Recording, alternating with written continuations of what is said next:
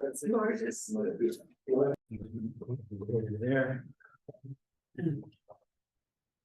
Recording here. Boker Tov, everyone. Very good Erev Shabbat.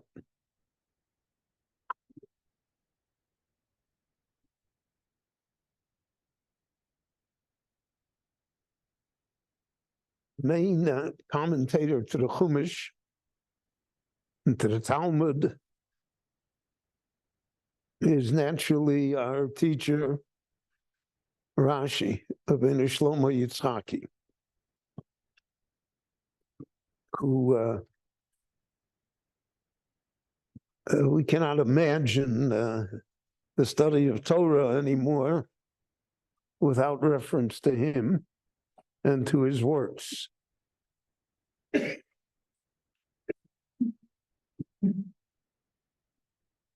I remember that when one of my children was very small and I was learning so the child asked me, what Rashi did Rashi use?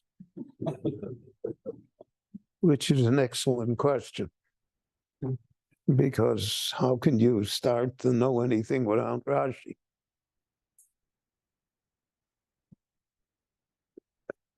Now, Rashi's genius in his parish, the Chumash,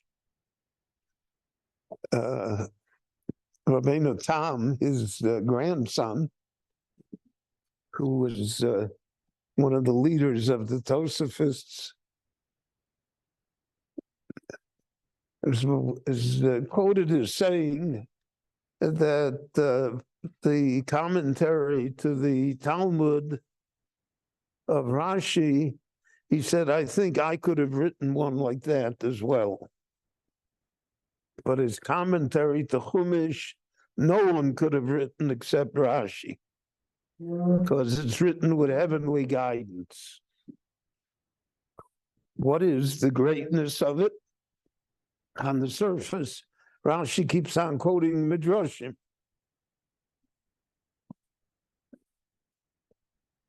And the genius of it is which Midrash he quotes. Because there's almost an infinite variety of Midrashim that can be quoted at any pasuk in the Chumash, because the Chumash is infinite. It's all-encompassing. And therefore, there are literally thousands of ways of looking at the pasuk, which over the ages, different commentators have developed different views on the same pasuk. And it's Elu ve'elu divrei Elokim chayim. Every interpretation is valid and is worthy of consideration and of study. But the genius of Rashi is which medrash did he choose? Because by choosing the so-called right medrash, first of all, we have a picture of Rashi. And secondly, we come to an understanding of where the pasuk wants to take us. So in this week's Parsha, I spoke about this in brief in one of the short Parsha Shiur that I delivered this week earlier, but I want to expand on it now. In this week's Parsha, the Torah says, Vela told us Yitzchak ben Avraham, these are the generations, the progeny, the pedigree of Yitzchak, the son of Avraham. And then the Torah says, Avraham holidus Yitzchak. Avraham gave birth to Yitzchak. So all the Mefarshim say that that's really an extraneous verse. You already said that he was Yitzchak ben Avraham. So what do you have to say again, Avraham holidus Yitzchak? You already said he's the son of Avraham. So then why did you say Avraham gave birth to Yitzchak? So Rashi raises the issue naturally. And Rashi gives two different answers. Now, when Rashi gives alternate answers, it's because giving the first answer is not all-encompassing. Rashi wants you to have a broader picture. So when he gives the second answer, you put it together with the first answer. Now you have a broader picture than you would have if we would just leave the first answer alone. So the first answer is that Avraham Alidas Yitzchak, that until the time that Avraham was called Avraham, meaning until the time that he was circumcised, he did not give birth to Yitzchak.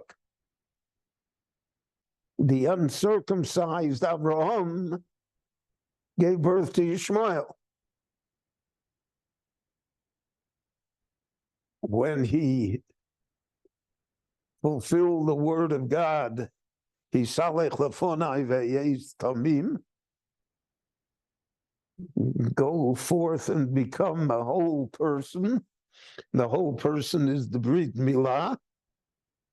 So then his name became Avraham. So then Avraham could give birth to Yitzchak. Because the difference between Yitzchak and Ishmael is stark, as we are well aware of. So that's the first answer that Rashi gives. That Avraham Holidas Yitzchak, only when he became Avraham that he was able to give birth to Yitzchak. Had he remained Avram, who is uncircumcised, so then he would not have been able to give birth to Yitzchak. He gives birth to Ishmael. Then Rashi says a second medrash, famous medrash, that until the time of Avram Avinu, people didn't notice physically on the countenance of others that they were becoming old.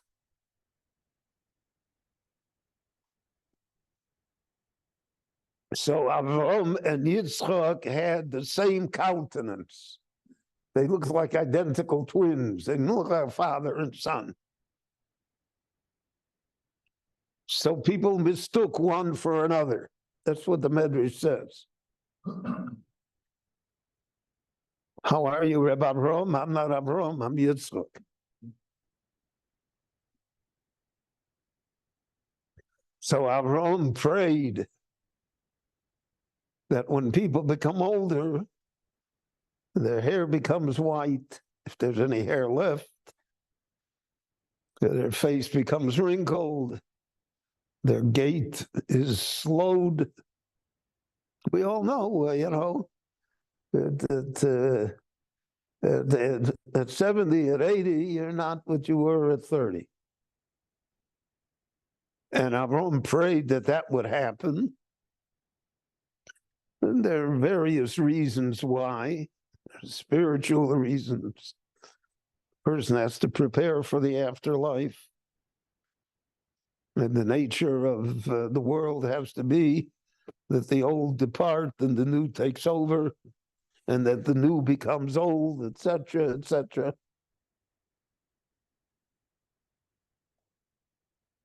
That's really the famous phrase that's attributed to many philosophers, that it's a shame that God wasted youth on the young. Because when you're old, you see things differently. Yeah, that's what the Gemara means when the old rabbis, he said, "Im chochma ein kan, zikno yesh kan."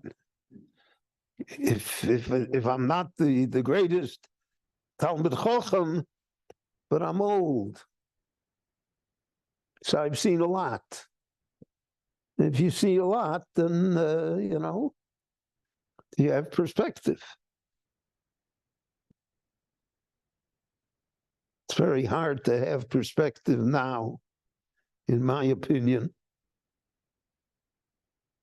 about what's going on and the existential threat to the Jewish people by the war here in the Middle East and by what's going on in the rest of the world with anti-Semitism.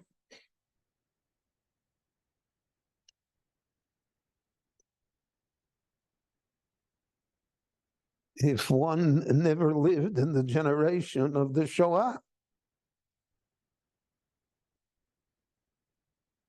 So you're left without perspective. You don't know what to compare it to. You don't see where it fits. You're blindsided.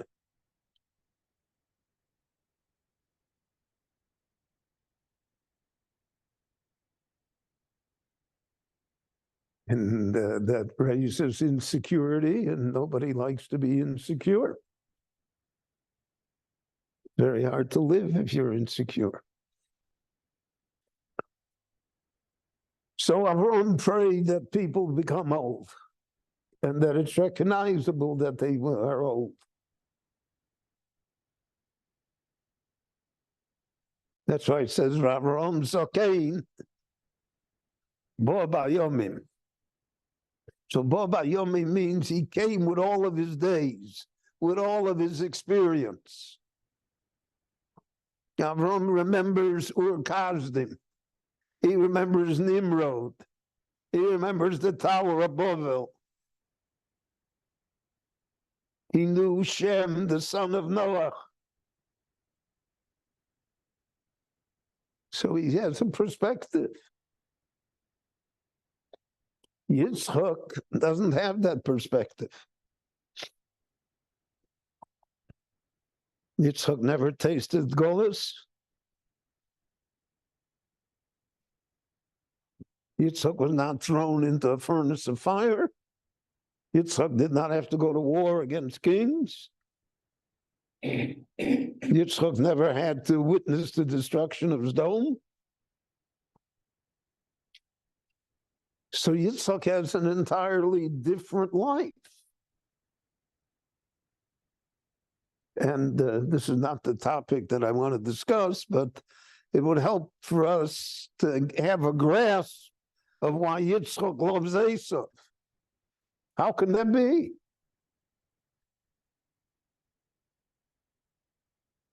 Because yes, if you didn't see Sodom, then you're going to love Esav. There's hope for, you'll bring them back. They'll be nice. They'll sign a peace treaty.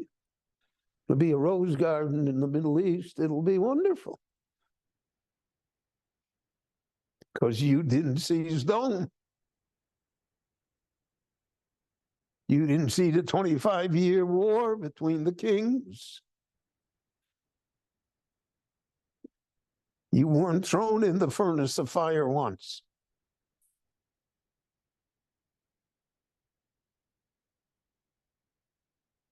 So, one of the things that I say, and I'm not controversial, and I'm not criticizing anyone, God forbid. And everyone's entitled to their own opinion, and I don't know if my opinion is any more valid than anybody else. I would say the Lord has not spoken to me in 2 weeks. I don't know what's going on. But I notice, because I'm old,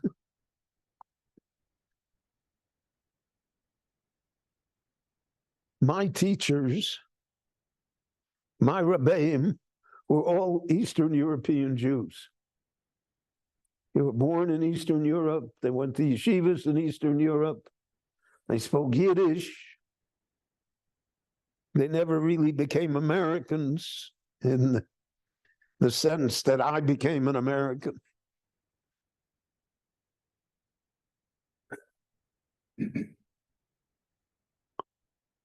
The Jewish leadership today in the Orthodox Jewish world are American born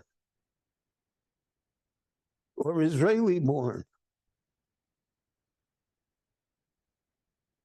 It's a stark difference. It's not just the pedigree, it's the whole attitude towards life. And therefore, the subtlety that the Eastern European Jew had, the tinge of sarcastic humor about the world, the realism. If you're born in America, that doesn't exist.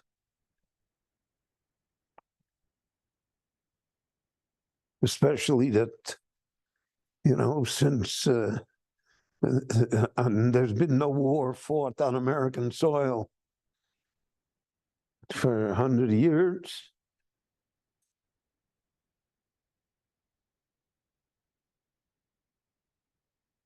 So, you have a different attitude. You have to have a different attitude. I don't criticize it, God forbid. I just point out why my Rabbeim behaved in a certain way and why today's world behaves in another way. Because Eastern Europe is gone, never to be replaced.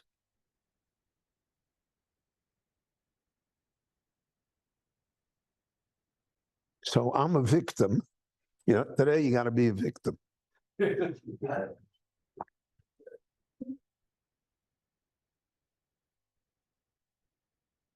I'm a victim of really being 30% Eastern European still, because I remember my father and my mother and my Zeta and my Rabbeim and Yiddish and all of that. And 70% American. So when I'm supposed to be American, I'm Eastern European. When I'm supposed to be Eastern European, I'm American. It's a hard situation. It's a hybrid. So Avraham prays, that's what it means. He prays to be looked at as an old man.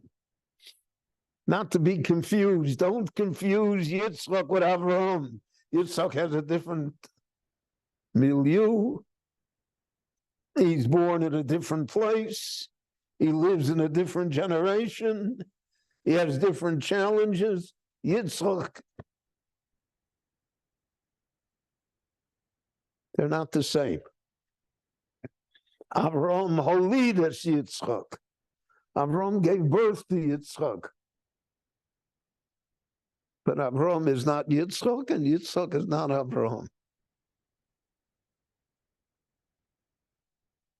And that's why we all know in our families, right? Not one of my children is me. I think they're all greater, but not one of them is.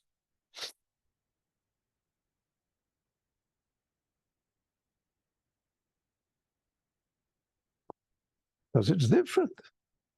It's Avraham holidas Yitzchak.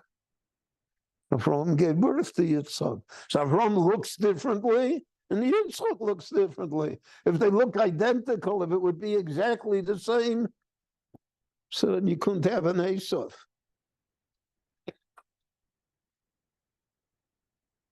Couldn't happen. But because Shem Partsufeim Domim Zelazeh, the way that their physical attributes did not resemble each other, that the Lord made it that Avraham looked like the old man and Yitzchak looked like a middle-aged person.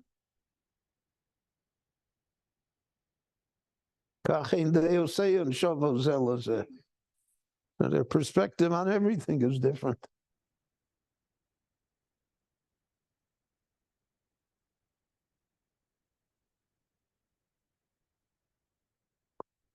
And I guess we'll talk about this even more, God willing, when we get to Yaakov and Yosef and the family, etc.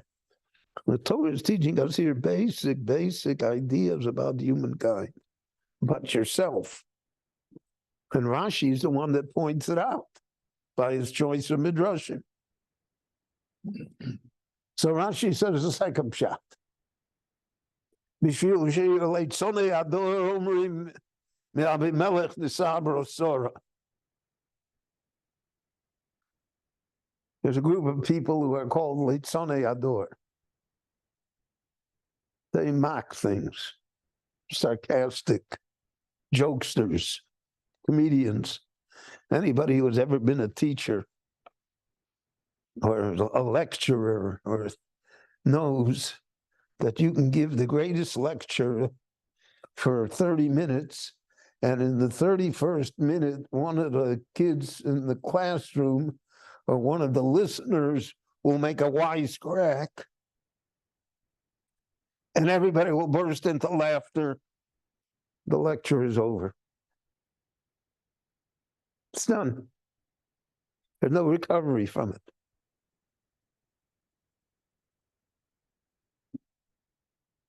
It's the power of leitzonei ador. One joke is enough to destroy 100 volumes. So they made a joke. They knew it wasn't true. Most jokes have a kernel of truth in it, because otherwise it's not funny at all.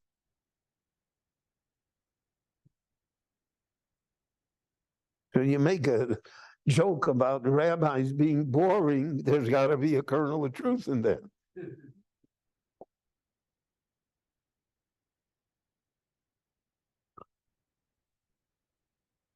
But what happens here is they made a joke. They said, you know, Avraham was an old man. He didn't have children, couldn't have children anymore. His wife said, Vadoni Zokain. My husband is an old man, with all the implications that follow. And now she has a baby. But remember, Avimelech took her for a period of time. And Avimelech is capable of having children. So it must be that she's pregnant from Avimelech.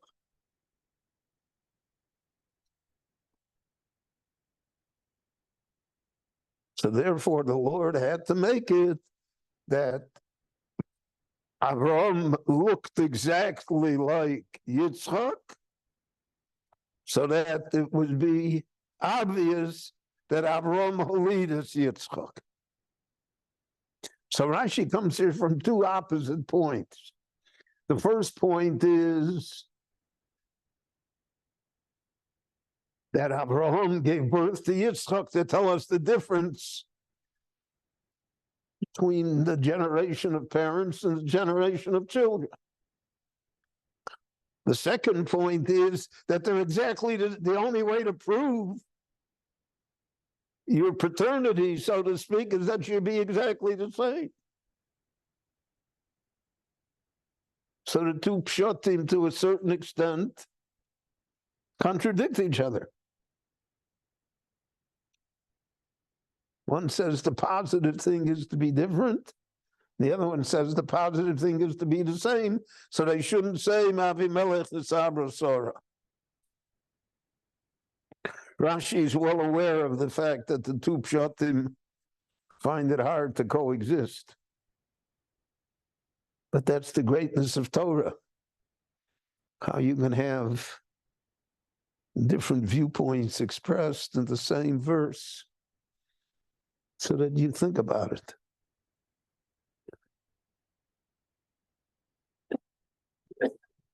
Now, this joke, Avimelech Nisabra Sora, lasted for millennia.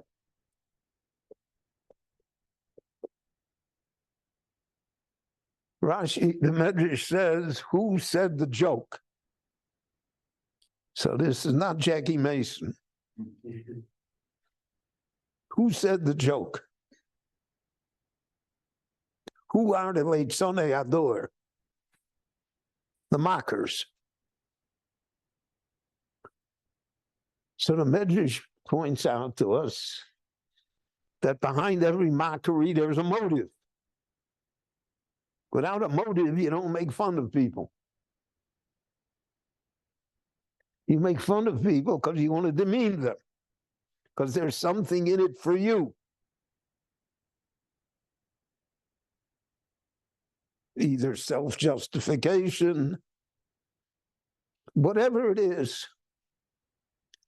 So the Medrash says the mockers were Hagar and Yishmael. Yishmael repeats what he hears in his mother's house. The Gemara says in Kedushin, right?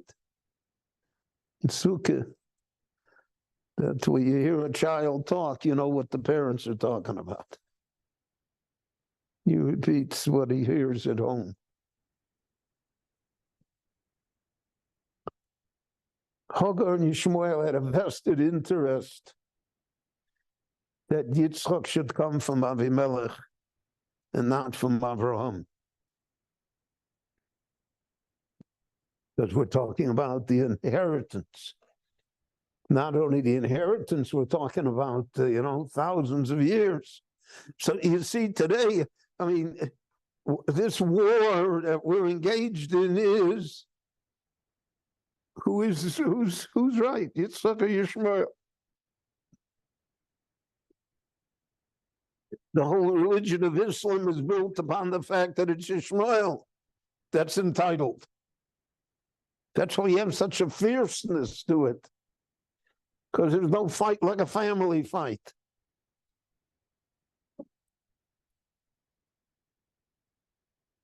You have a lawsuit between brothers on the inheritance of their father. Wow. That's heavy artillery. How many families are split by it?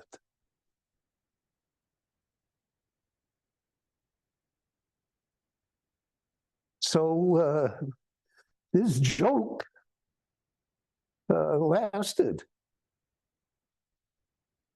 The joke is the Quran.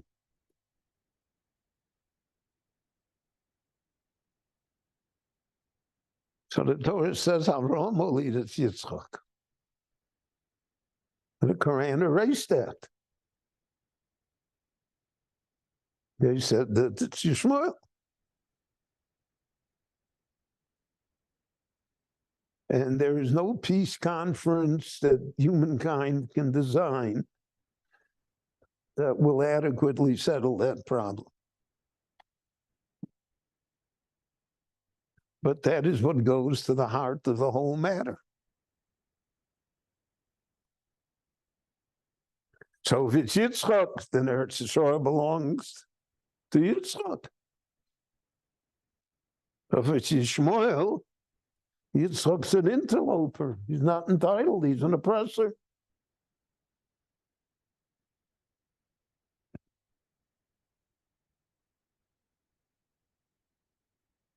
I know that I reduced it to very stark and naive terms. But that's how we have to understand things. I think that's why Rashi brings the second shot about the joke. The joke is not true. It couldn't be true. She didn't become pregnant until a year after she left Avimelech. It's not. It's a joke.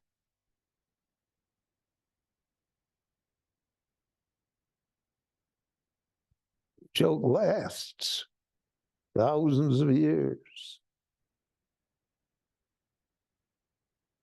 And it ends up not being a joke.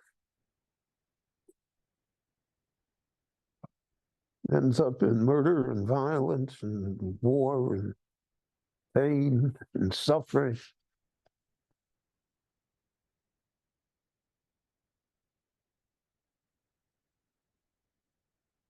So these two pshatim of Rashi really speak to us. They speak to us about generational differences, which we have to take into account.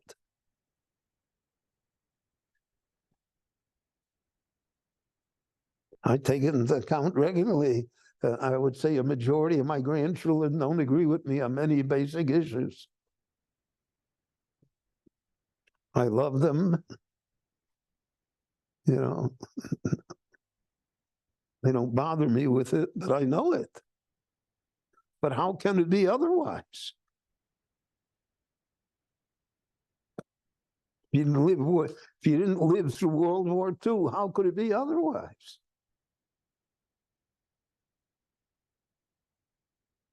And the fact that we're still arguing about the joke. Abimelech nisar b'sora. From Abimelech, you know. And then we have the famous medrash, Vayas Mishte Godol, that Avram made a great Kiddush when he Biomi Gomel es Yitzchak. So the Gemara says, what does Godol mean? Rashi again says, it wasn't that the menu was a Mishte Godol, that he served 18 types of herring. Shigdolei Olam, the leaders of the world came to the Kiddush. Rashi mentions 3 people. Shem, the son of Noah, Aver, who was the Rosh Yeshiva, and Abimelech. So the Litzonei Ador said, what's Abimelech doing here? They understand why Shem and Aver are here. What's Abimelech doing here? What, are we inviting politicians? Oh, must be Abimelech. Yeah, you know why he's here. Because it's a joke.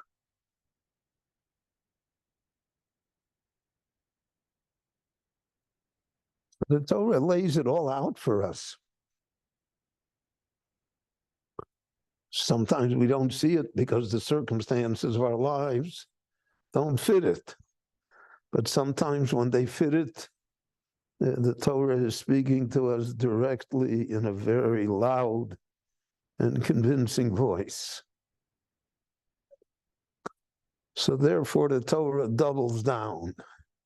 Eile told us Yitzchak ben Avraham holidas Yitzchak. And that's our situation today. Shabbat Shalom, everyone. Thank you for coming. Saturday night, we begin our marvelous lecture series on the Civil War. So what's this? Please come. If you didn't make reservations, you can come anyway.